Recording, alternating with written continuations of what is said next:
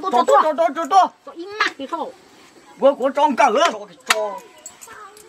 Cho sao? Thì đó, sai đó. Wow, cỡ nó đó. nó rồi. Này chết ta rồi. Cho tôi. Bây giờ chuyện đấy tận đây nó phải kỳ ở tôi sâu. Cho tôi luôn một tôi cho nó nên bù mù. Gì mù đó. Mù đâu hô. Không bó Nó đấy. mù nhá, tôi ăn bằng khẩu cái cháu nó rồi già của một tôi ta nhân ca đó. Dung hình. Thì nó của một trả trái mỗi luôn nhìn chè lo nó cũng trả với mình. Bây giờ mà tôi mà. Bao đeo, ông nó tệ nó này, này chỉ mù này, đua chỉ cho lâu nó Cho. Đấy, cái kìa. Đâu kìa. Khút đu này. Cút đũa nào đó. tôi xa rồi này. Thế rồi đó. Thế. Ô. Nó. Con này nó chỉ Mua như họ mua lo. Chủ ra nhá, con đi. Đứa đi tôi lo. Nó chỉ bắt ba.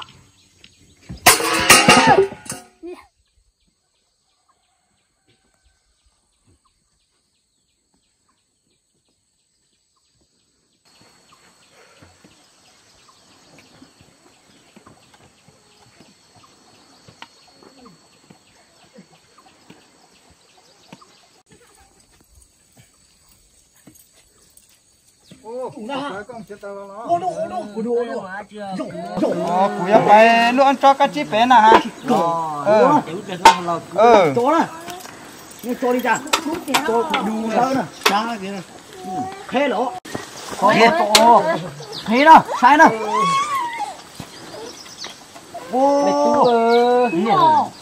Là cây chạy tới Chạy gì vô cái vô mua á.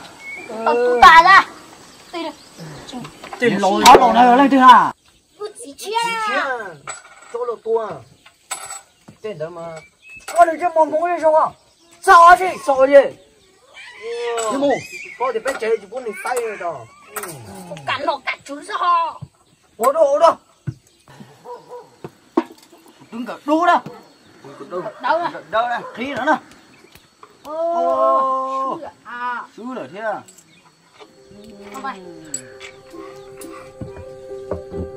Ô, nhìn chừng một lỗ à? Lấy gì rồi? Thế con con chạy đó. Chia rồi. Chia rồi thế à? Lỗ này có chạy. Cho đua. Nếu không thì mình chồng cho. Nó lọt mà. Ô, nó cái gì cũng cơ yo. Anh hồ, thôi đó.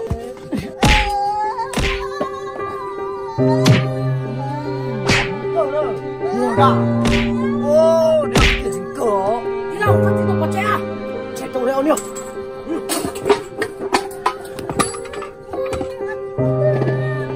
Xong rồi đấy. Cái gì mua tôi. Cái gì mua tôi.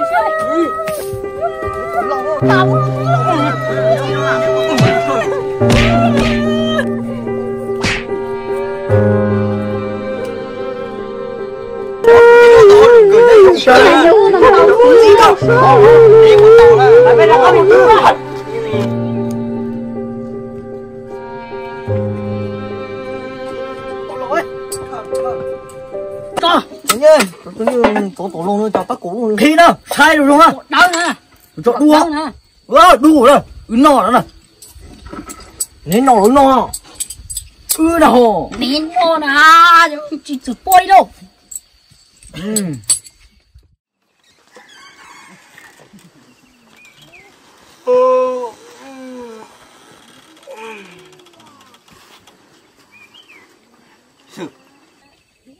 Cho nó gọi co.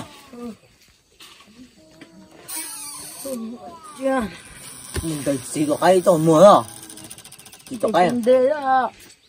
Em mua. Mình tới kia chỉ vô á. Thấy kìa.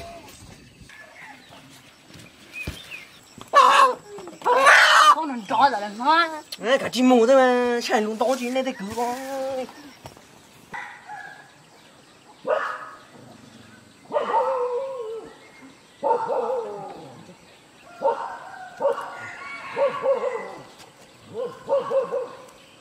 nhóc trẻ vậy chứ nhóc trẻ vậy chứ Itu loh apa itu? bán gì ai à Mua lon thì tí say so. Lo gì chứ? Cái con thì cá của tiếc đây rồi. Lấy mua đi chả na. Mua ôm mặt chưa? Thế thì phụ chủ nhỉ à? Mua là. Giờ này vừa à? Trời, xinh người đây. Ui. Thế là nó á. ai có đại đoan không có đại lót đoan Rồi có để một tô muốn vô luôn. không biết sao Nó tụi mình nữa. lò Nó đây hầu tiếng hết đây lì. không có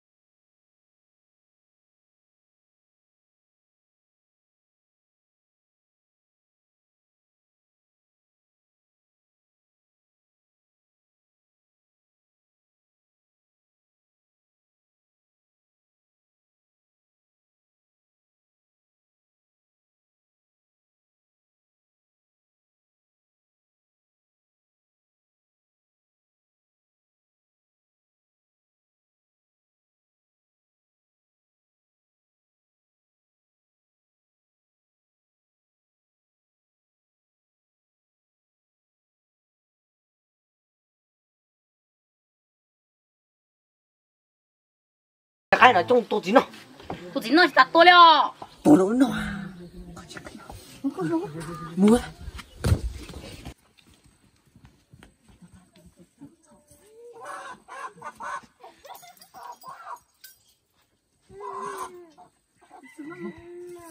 Rồi liếp đồng gì các cứ. Vừa to à? Mày tôi bỏ tao xía.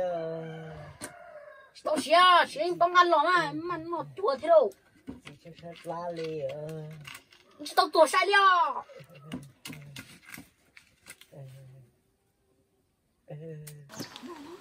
Tiếp vào to. Xíu. Xíu rồi. Tròn đi.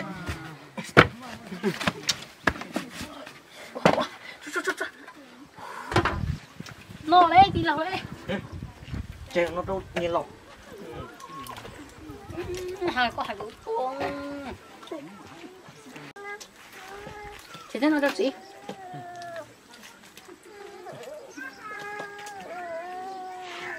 bên nó na bên nó gì ba Cái uống dâu sao tên nó. cái nó có cái dao nó tao rồi Đâu là tao có được ngọt luôn.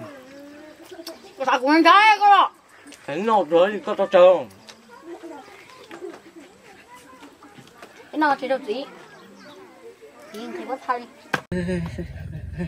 chỉ cái nó tiền nó chỉ có nó à Tôi sợ chị tàu leo tụi mình nhớ. cho nó có bút gì à Tao tàng rồi.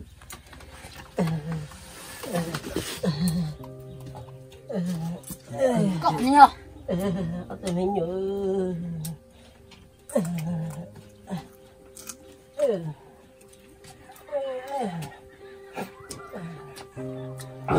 cọ nó nè nó tay lìa Ê, tôi khai để nó tả lọ tụi mình nhớ. nó mà thèm nó chưa chỉ nó ta nó có mua xe Nó con gì con mình chạy coi. Luôn. Cho nên dùng lái cầu xưa. Chợ tụi mình nhủ này có tua cho chúng nó là chợ. Chợ cho dù tiếng nó ta khi mà lái chứ. cái những cái này phải nhá chứ chó to có sâu nữa hay tới rồi cũng phải nhẹ cũng tiếng lại chó to có sâu nữa thấy không lại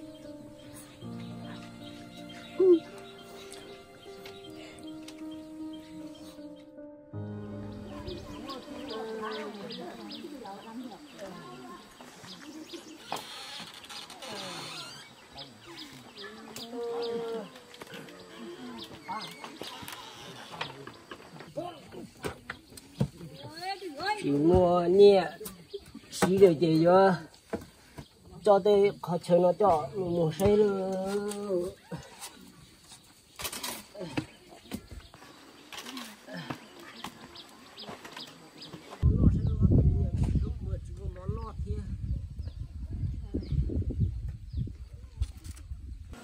bây giờ tôi tạo là cho có món nọ sẽ đâu có món nọ kia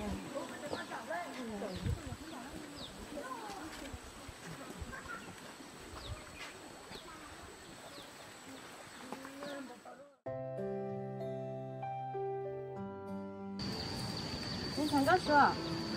Mà tao gọi lấy một chị cái lòng mà bánh nò.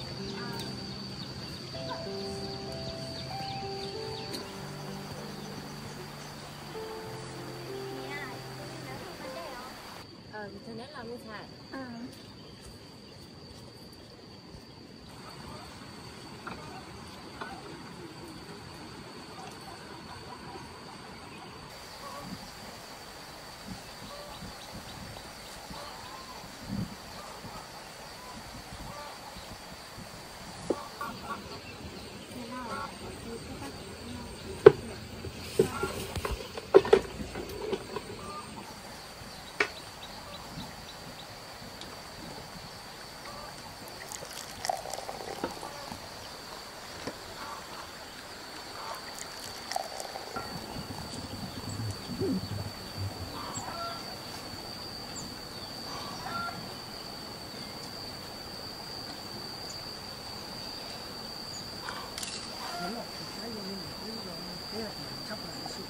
vô cơ cho lý nhà hai lợi ôi rồi đường cầu đường cầu cơ một đây một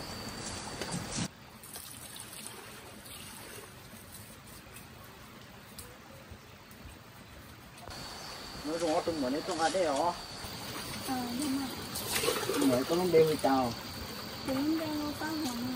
ngon con mua có tụi này sao có đeo hơi chào ngon rong mà con mua này nhóc đi to Bây giờ đã cái sao to ngon rong mà rồi tao lấy bộ tiếng cái mà anh vào mua xin chào xin chào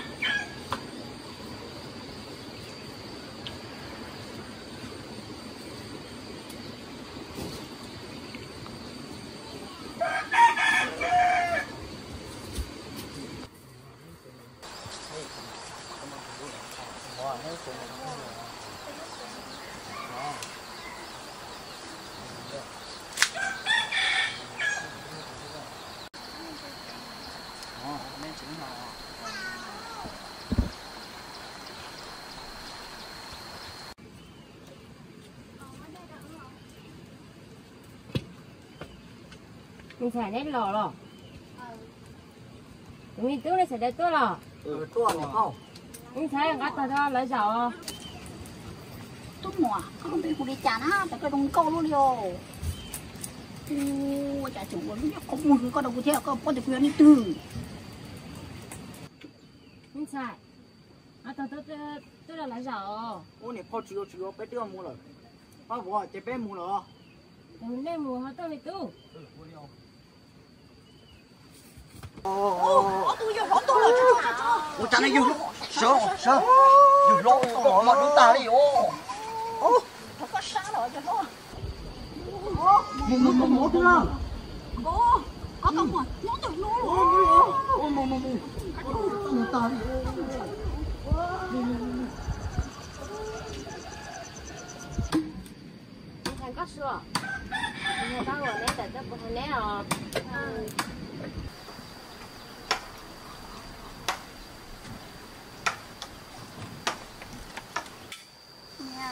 siêu Anh xài chẳng mà tá lần này là lấy từ họ. nhà ước tới bao thế à Có cái cháu mình còn lại gì bé chúng nó gì thế ở sẽ tặng em mà. ôn điều Thì mình còn lấy cái nhận nữa sẽ đến là cái một teo.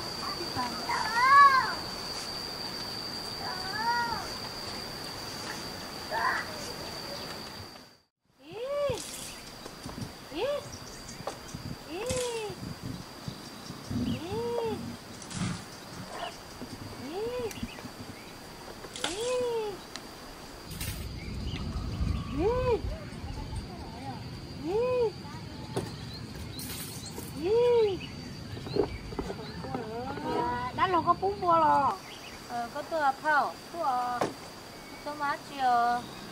cái đúng bé cái con này cũng là cho sáng đi chứ rồi người đã lo cũng tôi sai coi tôi nó có thòm bùa mà dùng nó na Có tua lì, chúng nó phải đó là như tại nên mà mua. Nó có mua cái nó mấy tụi đó có phao. rồi lo cái gì thế mà Nó có kéo đó là chỉ mua thầy chứ chỉ mua tụi đấy lắm một chút là phao. Nè. Hát cho mấy chú. Ê, nó bắt kéo như mũi xí chỉ mà lo. Mua cho chết thế đó. đã lo đã có mấy tụi mình cũng lo lông thầu luôn à Thấy nhé mà phao chú ơi. cái cũng mua tụi mình xài lo thì có tụi mình tu thế mà bây giờ còn sợ luôn con sợ bây giờ có tụi mình tu việc như nó thì họ có sai phần nhẹ mà vô lộ con nhau Nhưng mà thấy tụi cũng chú ở phao. nhẹ thì họ tu sai mà Chị có chú lên cô chú dưới của họ. Còn cô chú dưới của. Thôi, chị có cười đấy có tới rồi. Nhưng cái tế tới tụi nó có nó có hẳn trẻ nghe mà Đúng rồi, sai có thể thiếu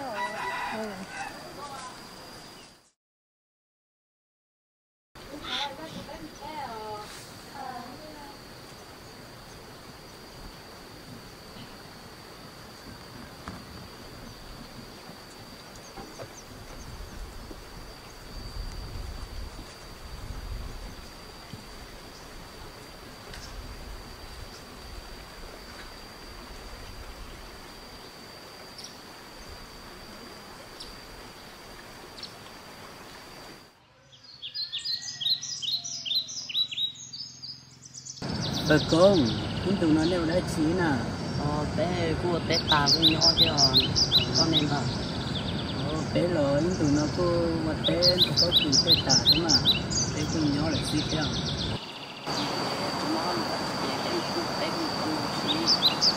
linh đỡ mà tôi có chuyện nó lựa với chứ ba tao linh đỡ với cô họ mù con nào chỉ linh đỡ mà giờ đem mua về giàu bao nhiêu gì à để mua có linh đỡ bờ nó đỡ hai tia về hấp để mỗi số chỉ bắt khẩu nào chỉ nhìn chiều thì mua ăn ra đi cái phụ nạn nó thế nó nô giờ tiền bạc có cái đủ rồi rồi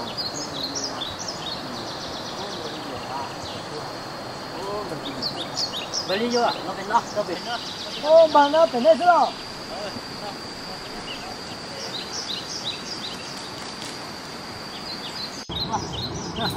lo giàu nó Nghe con nhỏ chỉ nó bà. những con nhớ là nó thật để ôi xin cho bờ Là thì có hôm mới chỉ lo nào bờ cái con chuyện này gần đây thả xí nó. thì cũng tiền thật thà cho hai tia giờ có dầu có sẽ có một khẩu đến một lai ôi xin nữa ha Đâu bây giờ. Một cái như cái mũi chà như một cái mà. nó mới chắc xuất khẩu qua ra đây tôi kia Ôi, nó cũng mũi chà mùi nó là mùi tạch chứ mà. chỉ nó lì cái ta chỉ tên đó cái mồm mà Nhiều. Như cái mùng ba cũng nói căn được thành có cái mùng. linh đã để bé một trẻ phải đi cho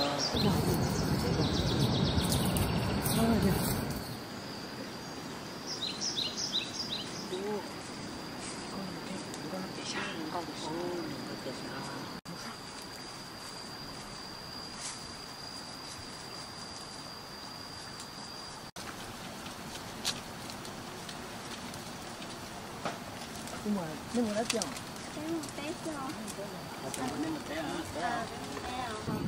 chú này đã lò bé mua chi lo tay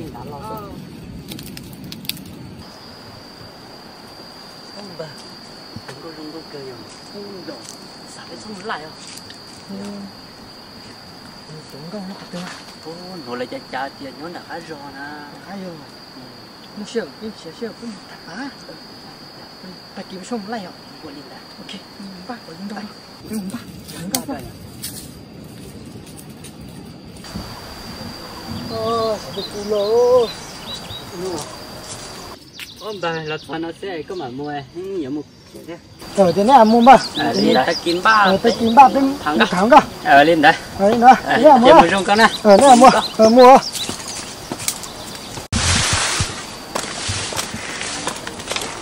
cái đó tiền nhỉ cho cô có thể mất tiền bỏ chết ra với tú cho tú lò lò tao mới mua ship bỏ cho nó có cờ nói gì phong chúa thứ hai ta cụ tiền phong máu thương tháng có đi này sẽ có chuyện có một sai bù rong con nhá rong chỉ với thu lỗ nhá ta kỳ sinh mạng sao nhỉ chuyện mà họ chuyện ba món nó nên đó nhỉ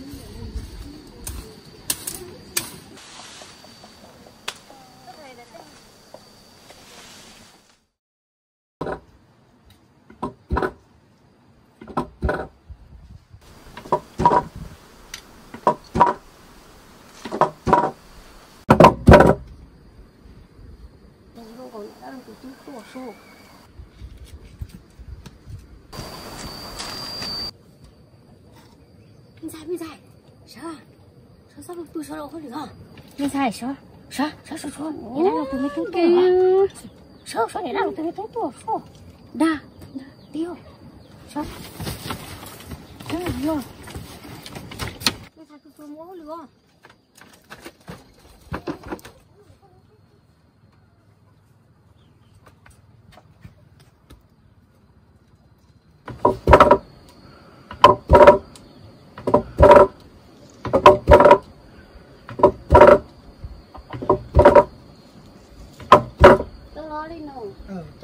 nhưng mà để nó bớt phân cho lúc trẻ nè do mà do là có linh tựa bây giờ con cho con chào có bên bên chào luôn bây giờ ba đi nào con nè cũng bên đây gì đó đó tại cứ tại cái bác một xưa ở đi không nó bây giờ bên nó cái tủ của của đó tại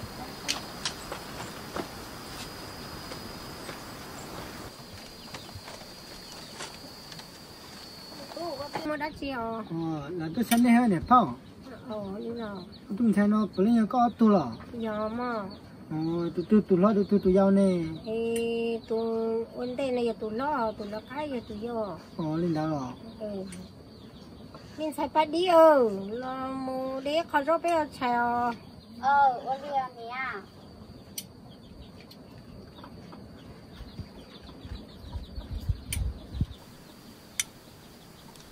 thảo cái nó cũng đọ anh em để giấu để phát đi trên cái học tiểu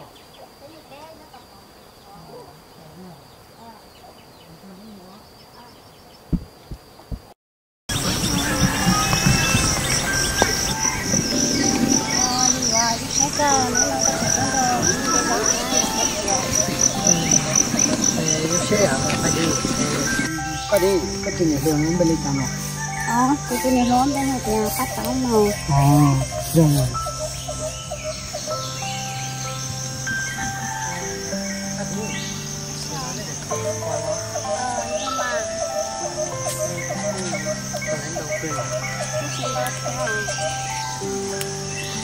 Đúng rồi, có mình ta có tiền để có rồi.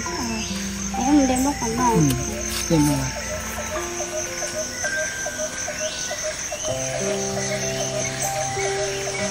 yo cha nó nó xéo lo cái có thể tân đồ tên gì con nông theo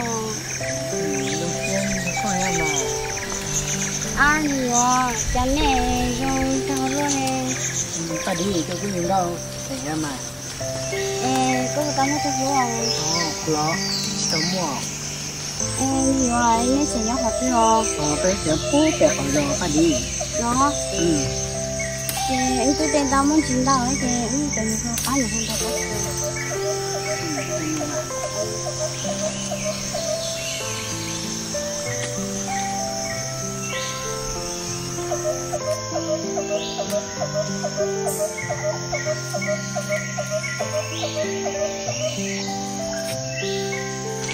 cái này là tao bớt rồi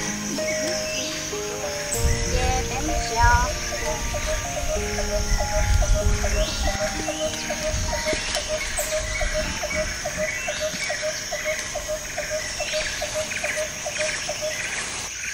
này cái kia rồi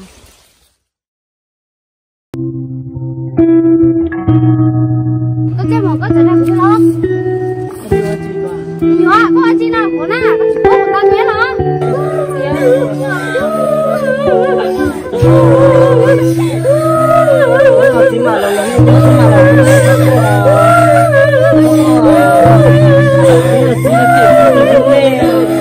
hấp dẫn.